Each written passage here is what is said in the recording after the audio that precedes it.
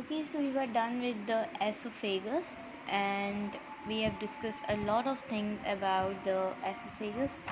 Now let's talk about the layers of the esophagus, that in which we were done with the sphincters, we were done with the esophagus. Now let's talk about the layers of the esophagus through which the esophagus is covered.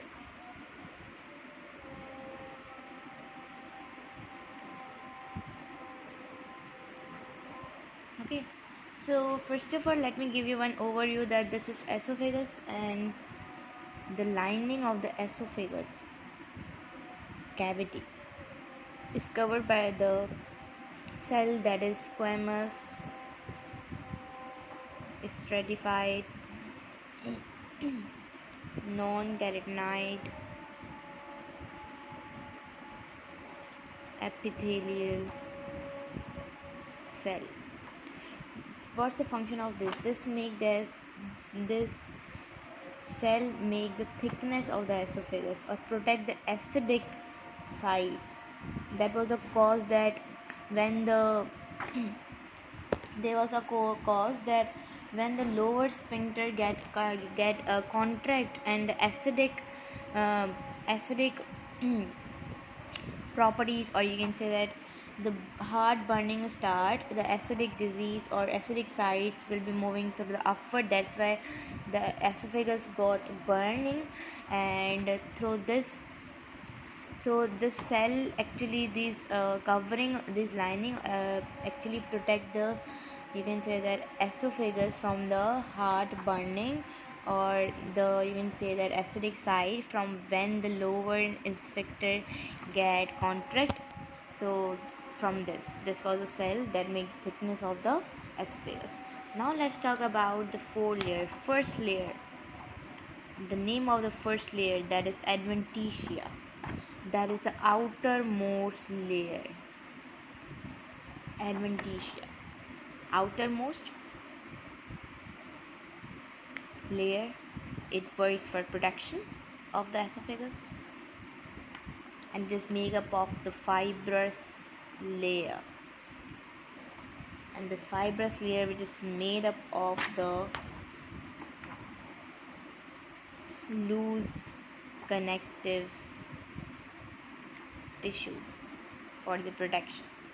Okay, as well as this is connected with the nerve fibers of the organ to the esophagus. Nerve fibers, okay, of the organ to the esophagus. What does it mean? It means that it carries the nerve fibers, or you can say that the nerve bundles and mucous channels are, you can say that, attached with the esophagus, or the nerve fibers of the organs are attached with the esophagus. And this layer basically help in peristalsis movement. Peristalsis movement. What is peristalsis movement? This topic will be also coming in the next videos, but let me give you the overview that peristalsis movement is the movement, or you can say that pushing force of when we are eating the bolus, we are swallowing the bolus. So this is all because of the peristalsis movement, peristalsis force, which is the pushing force that the peristalsis pushing will be, which is pushing the bolus, and which is moving and which is help into the swallowing basically. Okay, so next is that the next layer, that is muscularis layer. You guys are familiar with muscular is coming, so it is made up of the, it contains muscles, it carries the muscles. So this is a part of the pharynx. This is one, if you're taking 1/3 of the pharynx, oh, not pharynx, this is esophagus, sorry.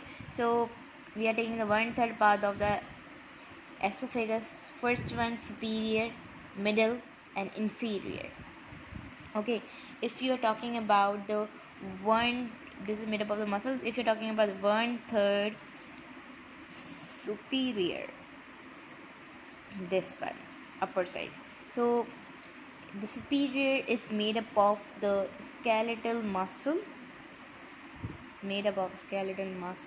or the another name of the skeletal muscle is stratified muscle. Okay, the function of this is that uh, this layer help for the mechanical support. Okay, now let's talk about the 1/3 middle part, or you can say the mid part, that is made up of skeletal muscles, same as the 1/3 of the superior skeletal muscle, but there is also the addition of the smooth muscle, or smooth muscle is also known as the non-stratified stratified muscle, and skeletal muscle is called the stratified muscle. Okay, so this uh, smooth muscle also work in the peristalsis movement, peristalsis, and this is involuntary. What does involuntary means? That this is an involuntary movement that is not on our will. Okay, now let's talk about the inferior part, the last part, or take the 1/3 part of the esophagus. This inferior part is only made up of the smooth muscles, or only smooth muscles are present in the inferior part, and this is also involuntary. In many books this is written this is also the involuntary. Okay, they all are involuntary, they are not on our will. This is involuntary movement. This is not on our will, that when we will be moving, that can be moved, the movement will be occur. No. Okay, now let's talk about the first of all, what the peristalsis movement is controlled by vagus nerve. Vagus nerve, that is 10th in number, and this is the largest nerve in our body. Okay, 10th cranial nerve, this is controlled by the 10th cranial nerve. The peristalsis movement is controlled by the 10th cranial nerve. This is important. Okay, now let's talk about the fourth one layer, that is the no, not fourth one, let's talk about the third one layer, that is the submucosa layer. You guys are familiar with if the one is word is mucosa, of course the mucus glands will be there. Mucus glands are present in this layer. Okay, and this is highly vascular, means that the cells are made up of the mucus glands, and this mucus glands, there is a cell that is a gullet that produce the mucus, produce, these are the cell that produce the mucus from the mucus glands. Okay, and as you guys all know, what is the function of the mucus? That is lubrication.